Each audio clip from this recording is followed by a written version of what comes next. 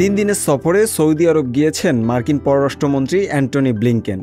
গত কয়েক বছর ধরে ইরান, আঞ্চলিক নিরাপত্তা, তেলের দাম নিয়ে দুই দেশের মধ্যে মতবিরোধ চলে আসছে।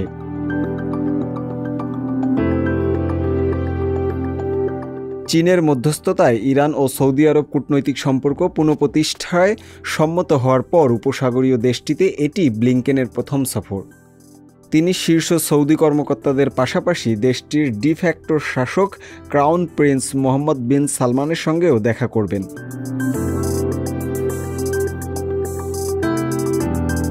এক মাসের মধ্যে যুক্তরাষ্ট্রের দ্বিতীয় উচ্চ পর্যায়ের সফর এটি। গত 7 মে হোয়াইট হাউসের জাতীয় নিরাপত্তা উপদেষ্টা জ্যাক সুলিভান দেশটিতে সফর করেন।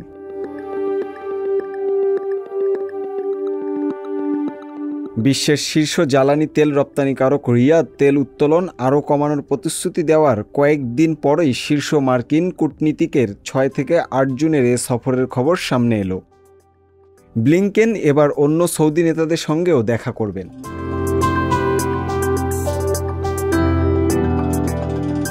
সৌদি আরব তাদের তেল উৎপাদন দিনে 10 লাখ ব্যারেল কম করেছে। তেলের দাম যাতে বাড়ে তার জন্যই এই সিদ্ধান্ত নিয়েছে তারা, কিন্তু এই সিদ্ধান্তে যুক্তরাষ্ট্র খুশি নয়। তাছাড়া সৌদিতে মানবাধিকার লঙ্ঘন নিয়েও তারা সোচ্চার হয়েছে।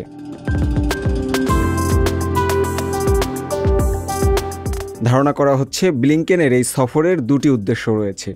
উদ্দেশ্য দুটি হলো তেল নিয়ে যুক্তরাষ্ট্রের প্রভাব বজায় রাখা এবং মধ্যপ্রাচ্যে চীন ও রাশিয়ার প্রভাব খর্ব করা। তাছাড়া তাদের প্রত্যাশা সৌদি ও ইসরায়েলের মধ্যেও সম্পর্ক এবার ভালো হবে।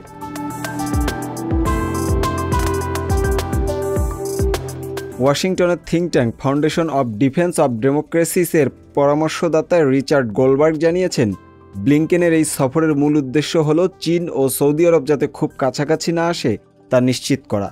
ব্লিংকেন সৌদি আরবকে বোঝাবার চেষ্টা করবেন চীন কেন সম্পর্ক ঘনিষ্ঠ করতে চাইছে, আর যুক্তরাষ্ট্রের সঙ্গে থাকলে সৌদির কি লাভ হবে।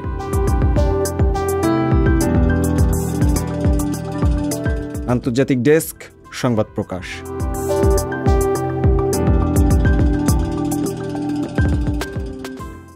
সংবাদ, ফিচার ও অনুষ্ঠানের জন্য ভিজিট করুন সংবাদ প্রকাশের ওয়েবসাইট এবং যুক্ত থাকুন ফেসবুক পেজ ও ইউটিউব চ্যানেলের সঙ্গে।